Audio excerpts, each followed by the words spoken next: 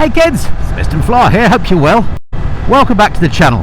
Now, I've been lucky enough to be riding this, the brand new, the 2025 Ducati Panigale V2 for the last week or so. And I've really been enjoying riding the bike. If you want to check out my first ride video where I go through what it's like to ride it, all that sort of thing, specs and so on, please do so. I'll put a link in the corner. But what I want to talk about on this video specifically is how does this bike compare with the baby Panigales that have come before. There's a lot of controversy when this one came out. On the spec sheet at least, it's not quite so good. But in the real world, how does it compare with the likes of the 899 and 959s that came before? Well, if that's of interest, stick around and stay tuned.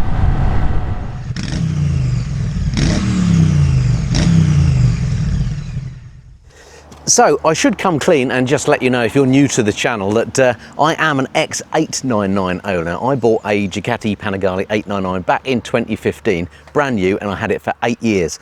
I eventually sold it for reasons that I'll go into later in the video, but I've kind of regretted it ever since because it was my dream bike, you know. So when Ducati said they were coming out with a V2S, I was very keen to have a go on it.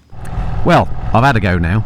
So what is my conclusion? How does this new bike compare with the old 899 that I knew and loved for 8 years?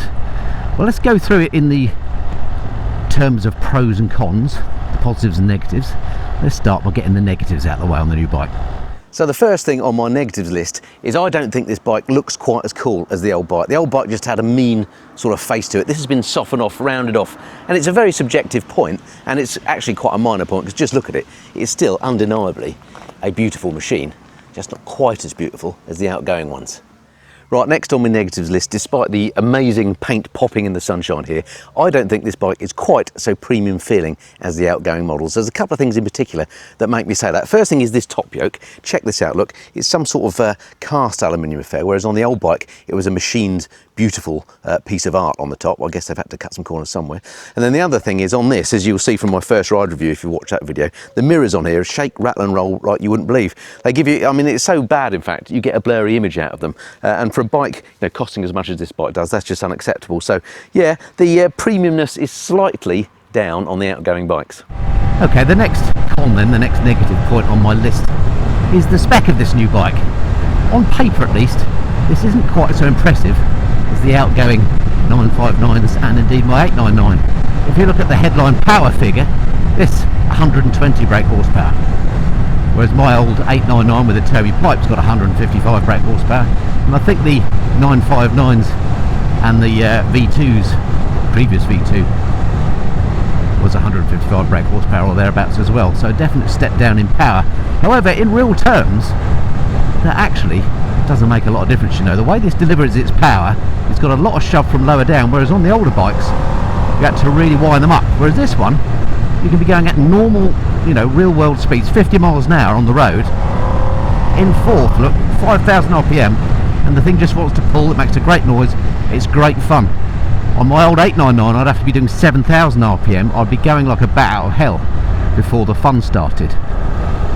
So actually, that slightly lower brake horsepower number, I think is better in the real world if you're a road rider.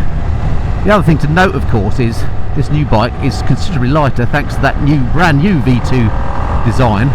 Borgo Panigale's lightest ever V-twin, and that means from a power to weight ratio, the old bikes and this new one aren't far apart. Well, that's enough of the whinging, Andy. Let's get on to the pros. And sorry, I'm back in the office suddenly doing this bit. I did plan the video out, but I forgot to record this link, so much for planning, eh?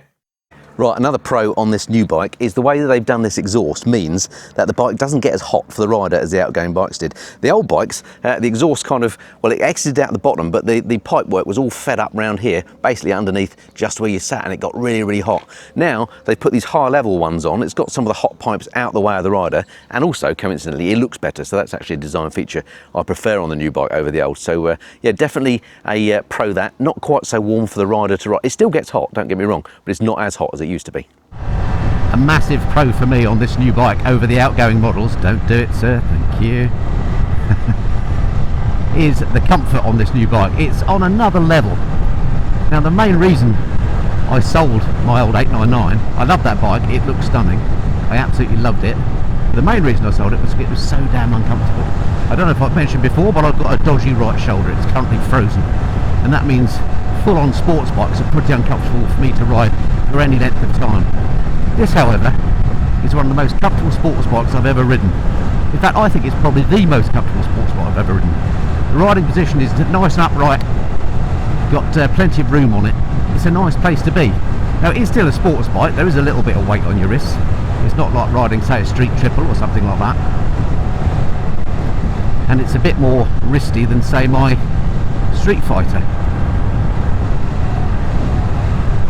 But for a sports bike, it's pretty damn good.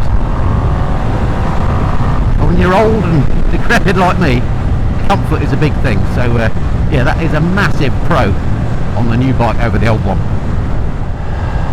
Okay, the next pro on the list then, and it's kind of related to comfort, is the fact that this bike is physically a lot bigger than the outgoing machines in terms of its dimensions, and that means it's way more suited to a wider range of riders. Previously, if you're a big person, I'm thinking of my mate Chopsy here, on the older bikes he would have been really crunched up at over 6 foot, and let's face it, quite weighty. On this bike though, he says he's pretty comfortable. I'm comfortable as a shorter fella as well, so this bike just works for more people. It's physically bigger, but it's a viable option for a much wider range of riders, I think.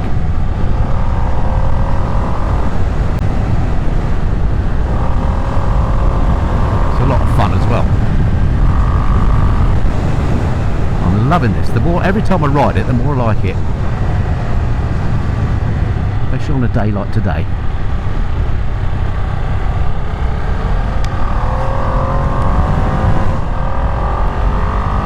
Right, next up on my list of pros on the new bike is that it's an awful lot easier to ride than the outgoing bikes.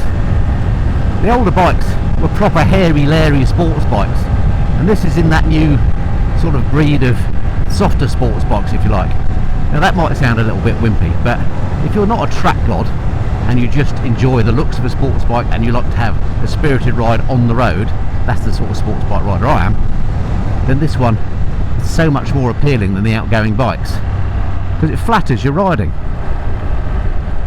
This thing at slow speed, the fueling is beautiful. It's not like riding a pneumatic drill, whereas the old bikes would very much have felt like that. The quick shifter works beautifully both up and down, lovely and smooth. The bike just flatters your riding and it gives you confidence as well to push on a bit. And last but not least on the pros on the new bike is, in real terms, it's actually a little bit cheaper. The standard non-S bike comes in at 15k. I bought my Panigale 899 for 15k 10 years ago. So yeah, as I say, real terms, this bike's better value. So yeah, when it comes to the important stuff, I think this bike scores massively over the outgoing V2 models.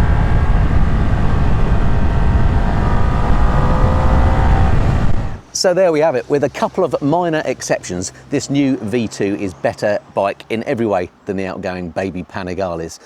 Even though the spec sheet, it doesn't look like it's quite so good, in real road riding, this bike is way better than the old machines. I absolutely have loved my time with this. Now, if you love track riding and stuff like that, then go with the hairier older bikes. But for all other normal people like me, go with this one. It's an absolute cracker.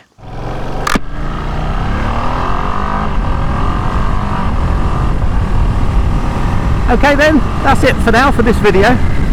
Huge thanks to Ducati UK for lending me the new Panigale V2S. I've absolutely loved having it. And you know what? This is a bike that I can see having in a future Missenden Flyer garage. It's been an absolute hoot. Anyway, hope you enjoyed the video. Look forward to speaking to you next time. Until then, this has been the Missenden Flyer. Cheerio.